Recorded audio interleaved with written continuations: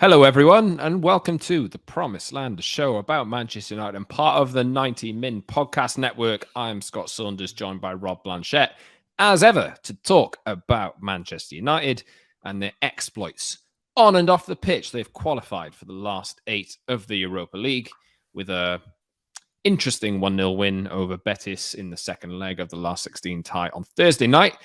We await, as we record this, the draw for the last 16, or the last 8. But I think United should now be targeting to win this competition. Rob, how are you doing?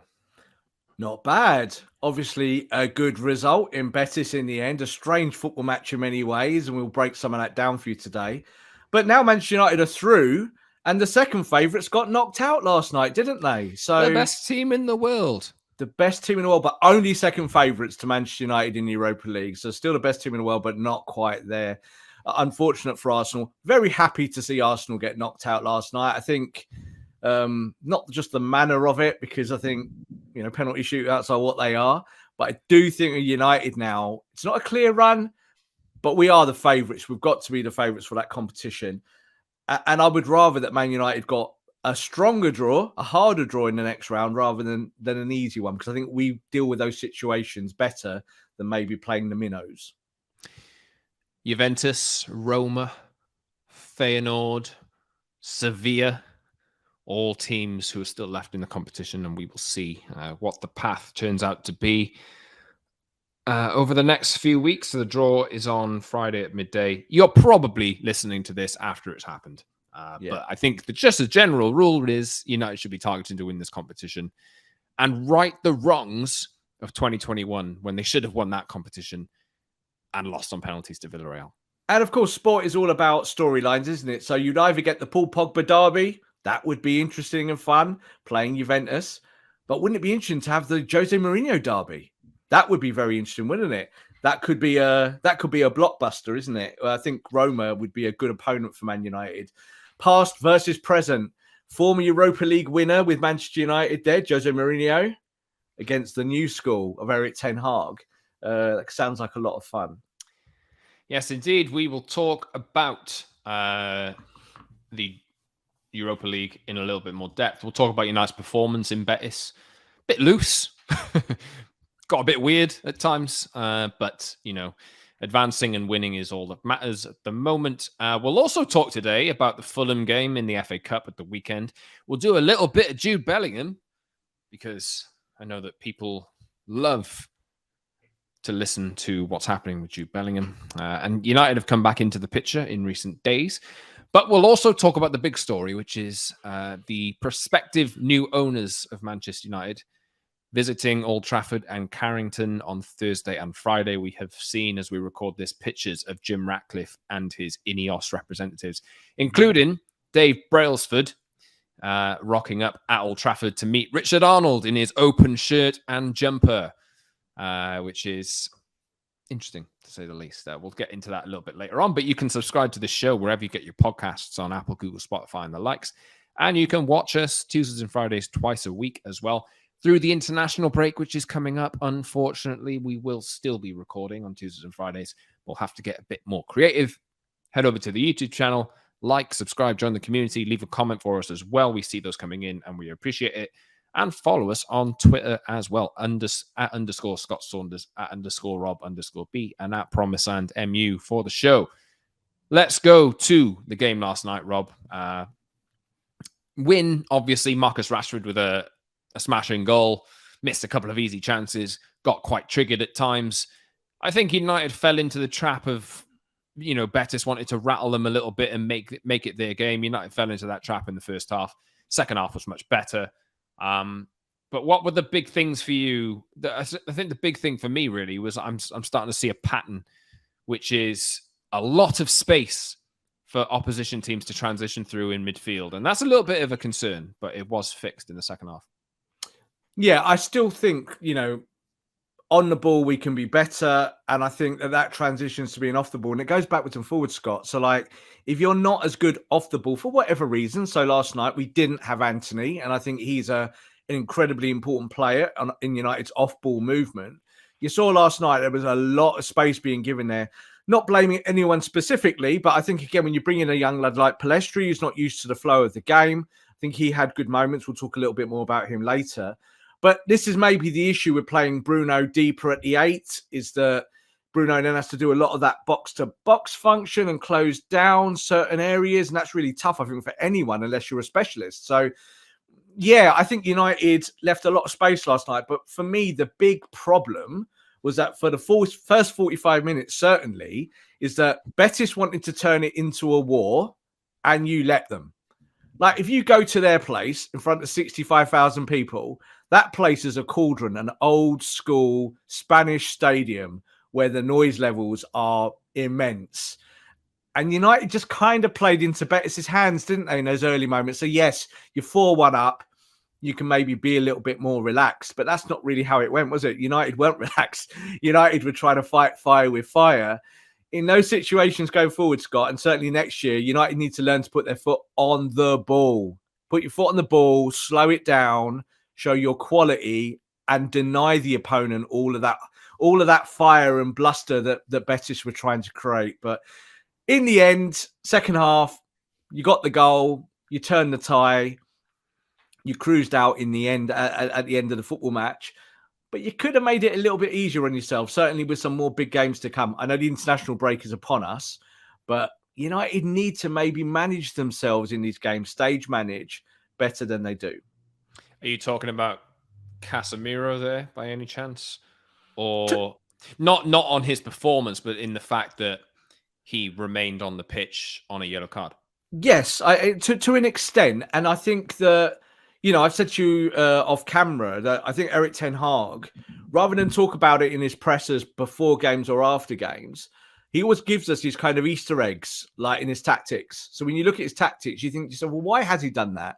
Or why is he doing that repeatedly when it's not the most obvious thing? So when you talk about Casemiro, of course, I think the big thing from last night was, why did you play Casemiro 90 minutes? Why? He's on a yellow card. He ain't getting many 90 minutes over the next month. But there's that. So there's that. So that's one thing he can put out in his presser, say, Casemiro's not going to play games, so I played him 90 minutes.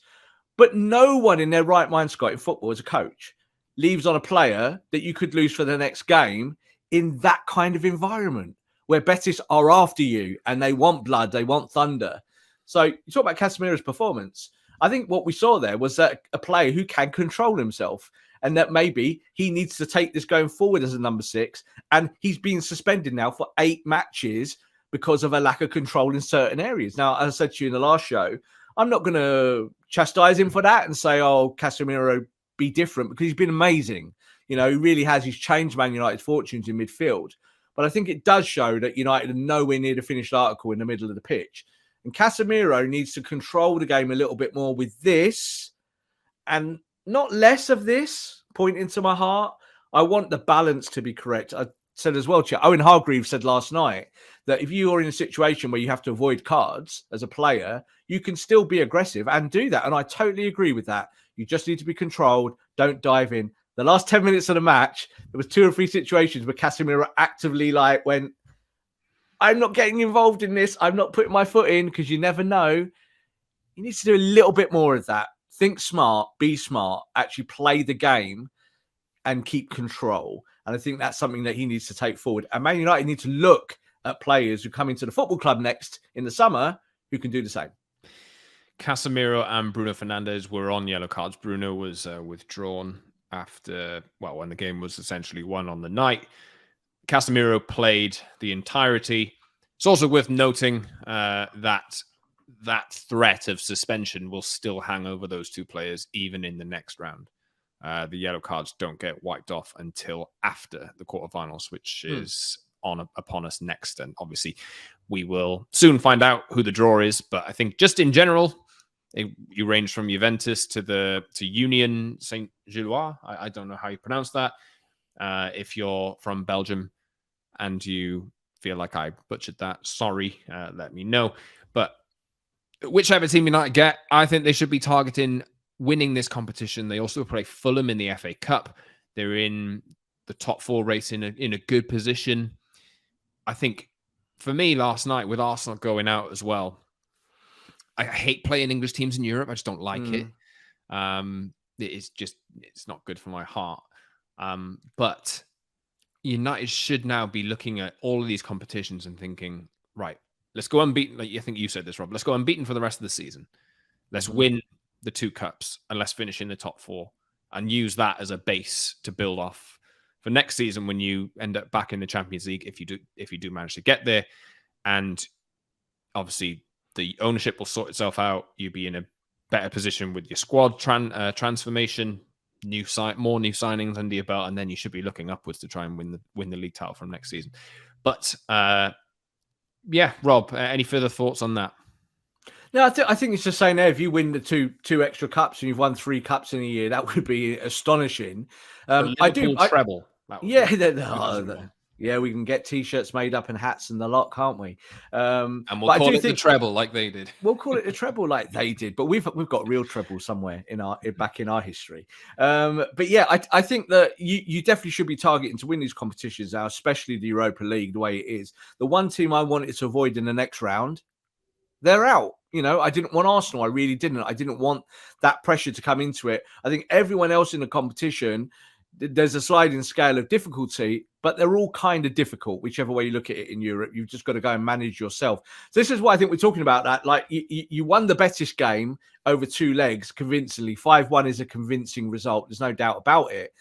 But there were bits of the performances that weren't convincing. And there are reasons for that. But this is what United need to take forward now, game to game. You've just got to go out there now, Scott, and be the best version that you can be, and also keep doing the good stuff that you've done. As you said, I think United are starting to look a little bit tired in the same way that I think Arsenal looking a little bit tired. City, on the other hand, are starting to look a little bit fresher to me, just to the eye. So United have to manage that, don't they? And I think with the international break, we said before, might be helpful for United as long as you don't get any injuries in that international break when they go and play for their countries. You might find that having this period away from activity helps you going into the next round of the Premier League. I think for me, the priority must be the Premier League. That is the way you've got to look at it now. Yep, the Europa, you should go and win it. Yep, you should carry on in the FA Cup. You should hopefully beat Fulham. But 3 points every week now. That is it. Get third. And if you get third and the League Cup, the season's been a success. Looking at the United squad, obviously Casemiro is suspended domestically, but there's a few players in there who will get a rest. David De Gea, Rafa Varane retired from international duty. Marcus Rashford is obviously going to keep going, but the likes of Christian Eriksen is injured. And you've got other players such as, I wanted to talk about Anthony Martial actually, because he is on the verge of, he's back in training. I think I was watching that game last night and I was thinking, God, we've been out without Martial for the entire season, effectively. Just get him back. And then that first game back after the international break, whether he might participate against Fulham, you never know, but there's no need to kind of rush him back in, get a couple more weeks training under his belt, and then go from there. There's a few players who will get a rest, but obviously some will just keep going. The grind will keep on. But Fulham at the weekend, FA Cup, last 8, the game before Wembley in the semi-final. United at home, Fulham, good season, but they were well beaten by Arsenal last weekend. Difficult one for United, but again, this is just a game to get through, right? Just get into the hat for the next round, get a trip to Wembley under your belt, and see how it goes. Yeah, look, Fulham have been astonishing this year compared to what people's expectations were. Like Fulham were on day one, many people's tip to be in that bottom 3 to be relegated, and here they are kind of on the cusp of Europe. They've had an incredible season. There's always, you talk about storylines like we did earlier on. There's the Andres Pereira side of it. He's going to come back and sting us. Potentially, I think he's had a really good season. Mitrovic has also had a really good season, but kind of tailed off a little bit. So there's a game to win here for Man United. Like, United at their best should beat them. However, without Casemiro, there are question marks, aren't there? We kind of know what we've seen before without Casemiro. And this is the kind of game where, Fulham are going to come and they're going to work. And if United are not quite on it, like say they weren't against Southampton, you can't put that performance against Southampton in this game. If you put that against Fulham, Fulham will knock you out. They will. they'll find a way to beat you 1-0 and shut the shop down. And I think that you've seen this year kind of evolution of their team, that the expectation has gone way up now because they're actually quite a rich football club, Scott. They've got rich owners from West London, the ownership's from America. They've pumped loads of money into that team, and they're on the rise and they feel good. Like they want to come to Old Trafford and have their real swan song day of the season where they knock out Man United, who are flying high. So a difficult game for United, and United need to be on their best behaviour. They have a player in midfield. I think he might be back, João Palhinha, who could really do a job in the United midfield, I think. Good player. He's a very good player. And there's a lot of sporting products who are, there's another narrative for the draw. Bruno Fernandes going back to Sporting, if that happens. João Palhinha has come from there as well. And, United will have to... we talked in previous shows, Rob, about this being a position to potentially address the rotation role with Casemiro. We might touch on that over the international break. We'll see. But yes, United play Fulham at the weekend, expecting, obviously, to progress through that, but it won't be that easy. We did touch on Lisandro in the 6 in the last show. Little bit of a campaign for that. I don't think it's going to happen. Do you? How do you think you'll do it? Well, Eric obviously did not agree with our little campaign for that. Didn't jump on our hashtag, did he? No, it's not going to. I don't think it will happen just simply because... Never going to. Again, the Easter eggs are all there. Just go look at the Easter eggs. Like Martinez stayed well away from the midfield last night. There was that opportunity, wasn't it? Who actually got the rest last night? It was Luke Shaw, wasn't it? So I think there's still that potential to play Martinez in there. It's something I would be very, very favourable. I think for me, that's what I would like to see. But there's other options. You saw Fred pulled early last night, so you'd expect that Fred's going to be in there somewhere. I think we'll probably see Bruno carry on as the 8, so I think those two will be the central midfield hub.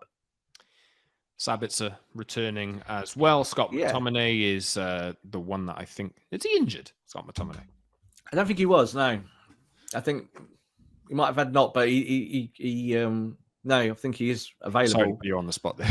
Yeah, it's all right. I think it's a bit. For me, Sabitzer as well is the other alternative. Like I like Sabitzer, and I think that if you are still in this mold of not playing Bruno at the 10 for whatever reason, I keep saying it every week, then I think that you can play Sabitzer at the 10. He's done it before, and he's done it a fair bit in the past before, especially the Bayern Munich days. And his XG from 10 is outrageous. He's brilliant. So, you can give it a go. You saw it last night a couple of times where he gets towards the edge of the box. I believe there's a Bundesliga statistic that says he's the best midfielder in the Bundesliga at hitting the target from the edge of the box. So, he can give you that as a number 10, and maybe a game like Fulham where might be a little bit of a battle, in the middle. He could be that guy that drives you forward if you want Bruno deeper, maybe to be on the ball a bit more.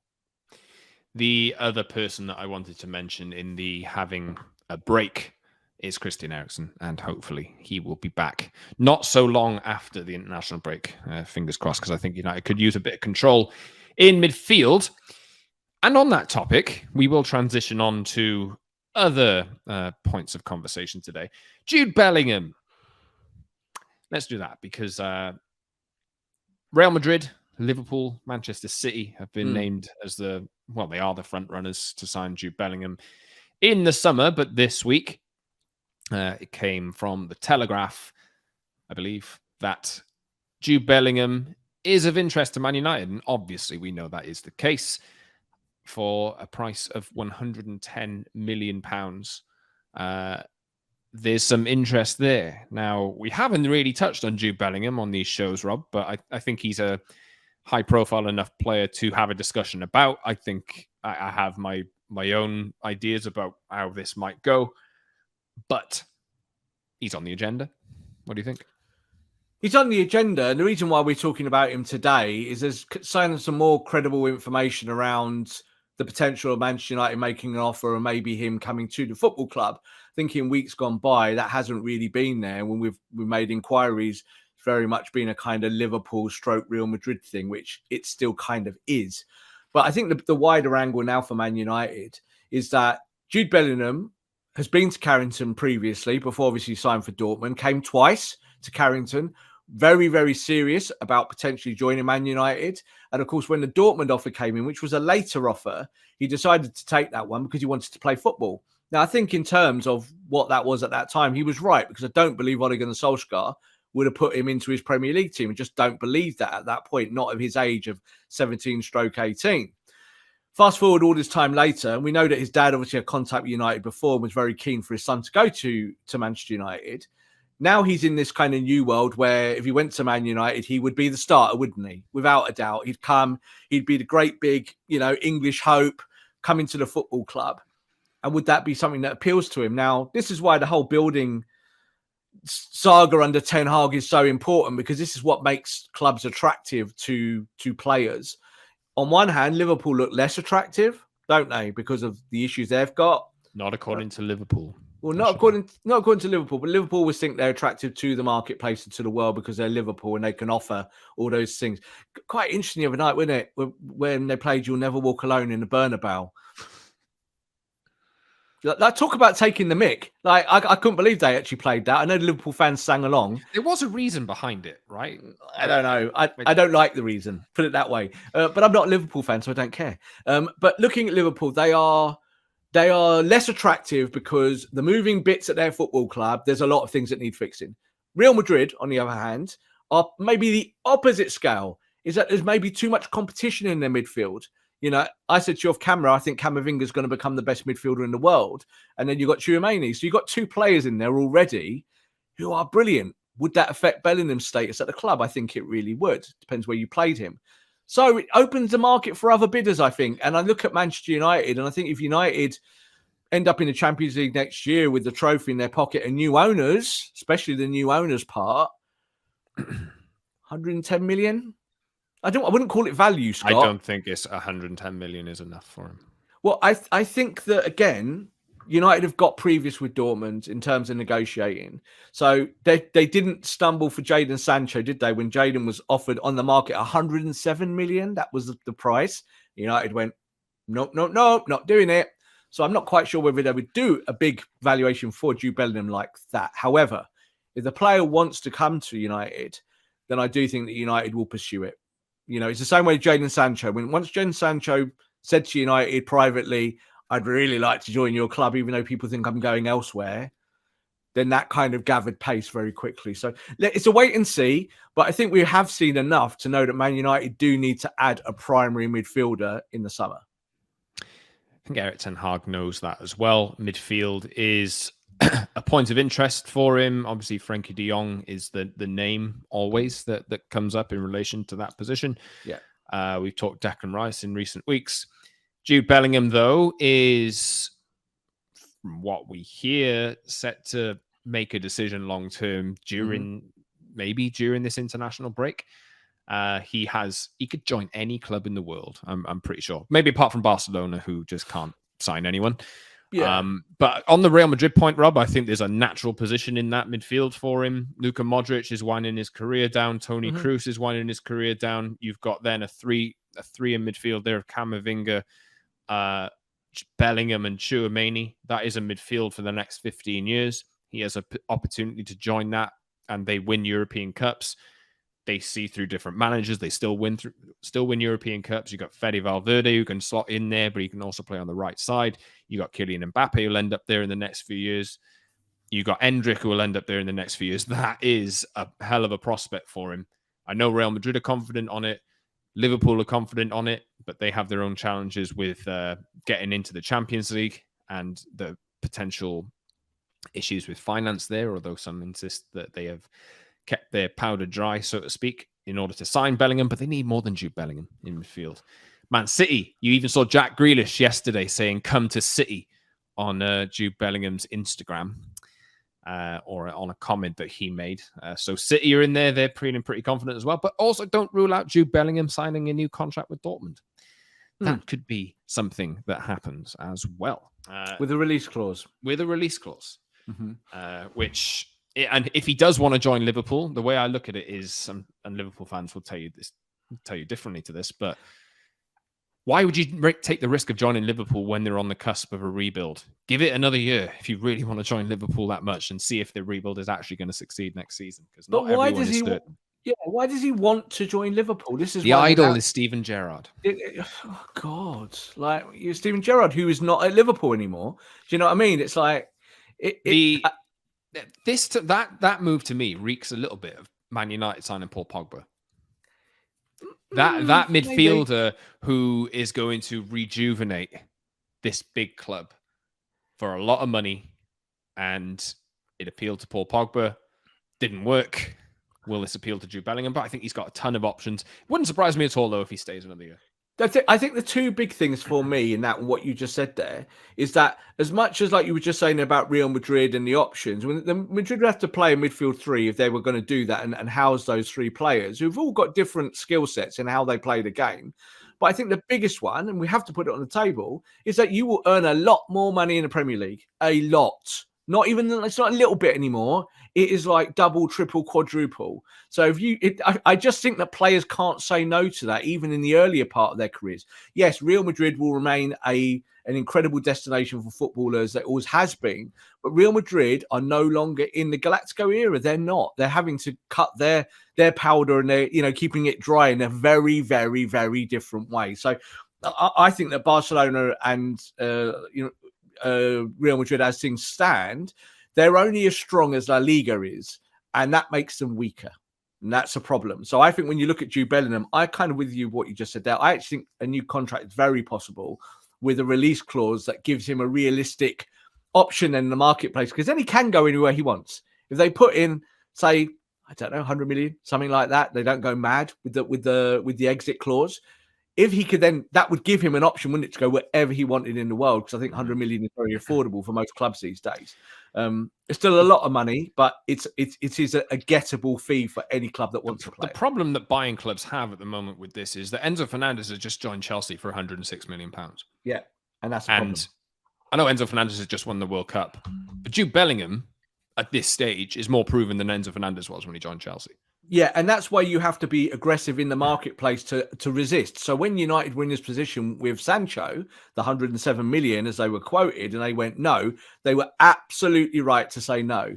Because they could have just gone, yeah, we need this player, so we want to bid 70 million, you want 107. That's like there's 37 million difference. Like, that's crazy. It's a lot of money. I think that was the same with Enzo Fernandez. I think Enzo Fernandez is about 60 to 70 million pound player. That's what I think he is. And Chelsea overspent because they've overspent on everyone. Like, they've spent, 700 million now on transfers in the last few months or whatever it is. It's crazy money, isn't it? So it's not real. It's kind of like fancy football in reality, in a weird reality. So I think with Jude Bellingham, I think he will. I think the Premier League is really attractive to him because not played in the Premier League yet, even at his young age, his long-term future, I think, is here. I really do believe that. Like, Real Madrid could come later on down the line for him. I'm not saying he comes to United and then go to Real Madrid, but I think Man United can offer him a package both financially and also, like you just said there, the Paul Pogba thing. Could he be the guy that actually succeeds where Paul Pogba failed? That's a narrative, isn't it? And I think also he might look at the Casemiro thing and go, "Yeah, I like that. I'd like." That's a hell of a player to learn off, Jude. You've got Casemiro at 31 going on to 32 next year. And if Jude was the number 8, there was a natural position for him at Man United like that. And I'm not sure, like you just said about Real Madrid, I'm not sure it is as natural as you put it. I really don't. I think they could change the style of play. They'd have to jig things around to make those things work. And I don't think Jude Bellingham is anywhere like a Toni Kroos or a Luka Modric. Just not. No, I agree with that. Different profile. I mean, Real Madrid will look at that and go, we might need a different profile of midfielder to take those two players' places in years to come. So I think he fits more into the Camavinga mold, into the Tchouaméni mold in terms of energy and how he plays the game. Kind of like you could play with 3 8s or maybe Camavinga as a 6. But it might be a bit messy. Do you know what I mean? It might not actually work. Man United are in the hunt for this one. So let's wait and see, and we'll let you know when we know more. Yes, no decision from Jude Bellingham yet, as far as we understand it, but he may make that decision in the next few weeks. Also, do not rule out Jude Bellingham staying. Definitely. Contract on the table. It might be the smart thing for him to do at this stage, but we'll see. Could be another year where a fair price is negotiated in his contract in 2024. You can move in the same summer as the Euros in 2024 and have that extra year bedding in at Dortmund. But anyway, I did miss something, Rob, on the topic of young players getting into the Man United team. I did mean to touch on this earlier, but Facundo Pellistri is the latest to get his chance, I suppose. What have you made of him so far? Because he started on the right-hand side in Spain. Do you think he's going to get more minutes? Yes, absolutely. I do like him. I really do. And I think he's a good player. I don't agree with maybe the tweets I've had recently to say he's better than Anthony. No, he's not. He just isn't. So, that's ridiculous. I think when you look at Pellistri, there's a lot of upside and he needs still a lot of developing. What we did see in Betis is some of the good stuff that he can do on the ball. We know he's busy and that he's a progressive footballer, but we really did see as well that he's not great off the ball still. And all that is experience, Scott. He's not played a lot of games at this level. People want to quote that he played for Uruguay at a World Cup and all of that.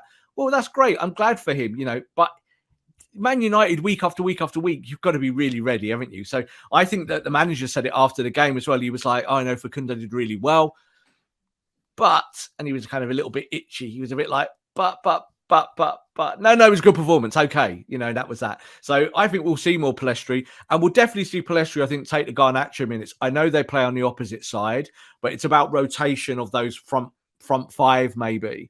And I think you'll see that maybe Anthony might even end up as a centre forward at points to make Pellistri come on that side, or you just pull Anthony out the firing line completely and go. Do you know what I do like about Pellistri is he's a natural right-sided option, but he's pretty much the opposite to what Anthony is in terms of which direction he's going to go in. Yeah. And he showed that when he came on in it was the first leg one there where he came on and he dribbled around 3 players, put a cross in, and Weghorst scored, I think it was. It's nice to have a different option with a different skill set. He's quick. He's good with his feet. Got a lot of energy. And he can just, after maybe, let's say the Anthony thing isn't working for 70 minutes or so, and you bring him on, and it's a completely different threat on that side. Absolutely. And I think this is why I mentioned earlier on tactical Easter eggs. We can see what the manager is trying to do. So he wants different profile of player options within the two. He doesn't want the same option. He doesn't want to take someone off who does one thing, bringing on someone that does exactly the same function. What is the point? That might be the issue, I think, with the likes of the Scott McTominays of this world, is that when you bring them on, they don't really offer more. They just kind of offer you maybe the same at a lower level, with a lower bar. And that's a problem. So what do? You've got, I think Malacia and Luke Shaw are kind of different players. I think on the right side, you've got Wan-Bissaka, who I still think is playing really well. It is different to Delo. And I think now in the forward positions, if you think that Garnacho is a player who likes to go on the outside and Rashford's a player who likes to come on the inside a little bit more in the channel, I think now when you look on the right side, you've got Pellistri, who maybe has got more winger function, likes to go past a player on the outside. And you've got Anthony, who's the starter, who's brilliant off the ball and really, really good at cutting in on his left foot. So we're seeing the Easter eggs here. This is called squad development. This is what the manager has been trying to do since day one.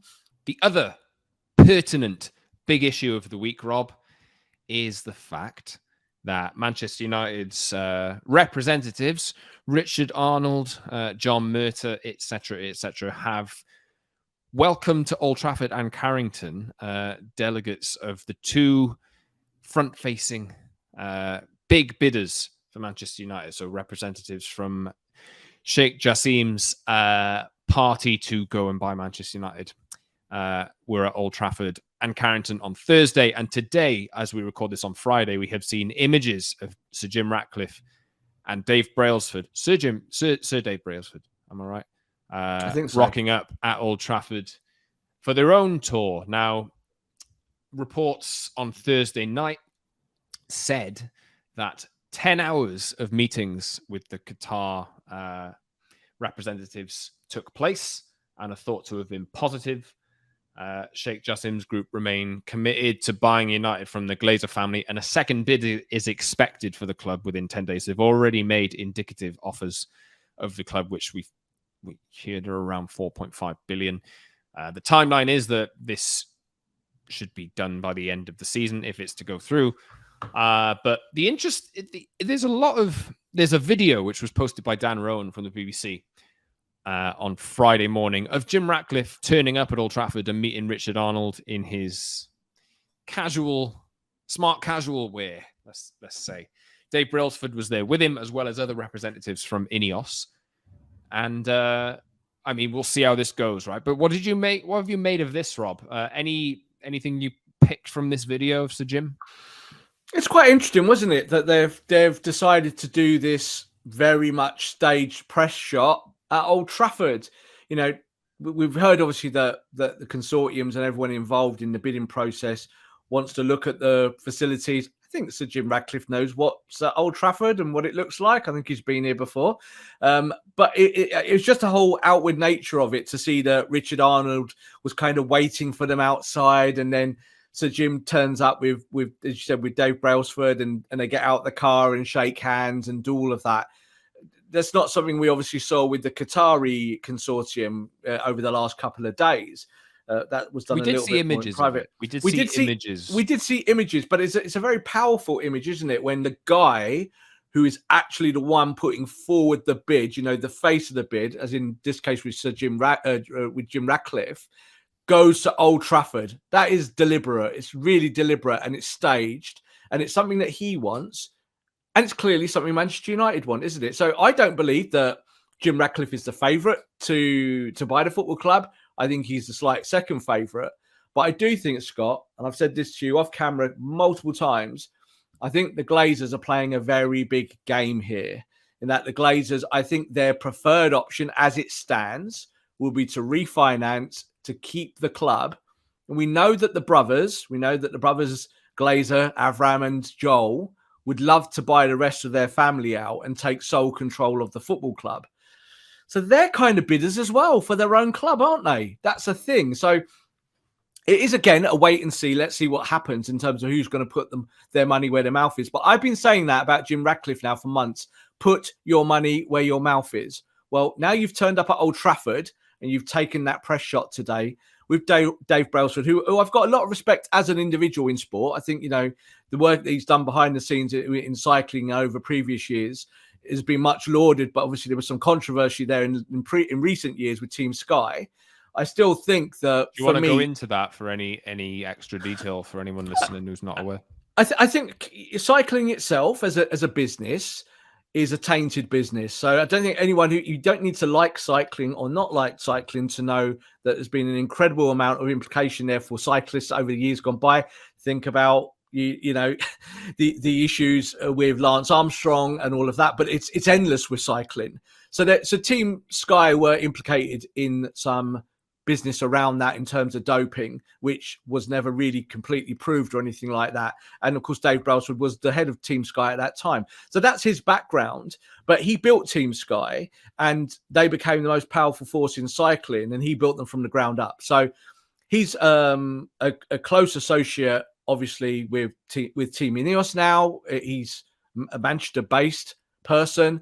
And obviously he would be involved in this. I could see that if Jim Ratcliffe bought the football club, that Brailsford will probably be the sporting director. He'd be the guy to put together the project.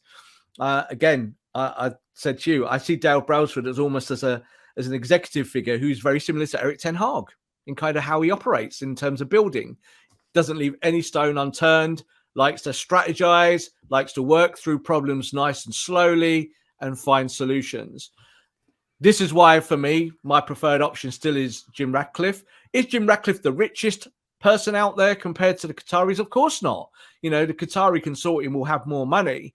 But I do think Team Sky, Team Ineos, I should say, Team Ineos are going along the lines of they want to return the club to the fans. Now, I don't completely buy that, Scott. I really don't. I'm not stupid. I don't believe that that's everything in it. But I do think that Jim Ratcliffe's plan will be more holistic for the football club, in that it will be run well, it will be run from the bottom up, and it will give Eric Ten Hag the funds to actually build the football team that we deserve. Just a note on the representatives from the Qatari bid that were there. I'm taking this from multiple reports. Party included Shahzad Shabazz, president of Sheikh Jassim's 9-2 Foundation, and Fadi Bakos, the most senior personal advisor to the Qatari royal. But obviously, Sheikh Jassim was not there. It has been suggested that he will appear if his bid is basically he's put forward as the preferred bidder. That is what the word is that I've heard from, I believe, Carve on Sky.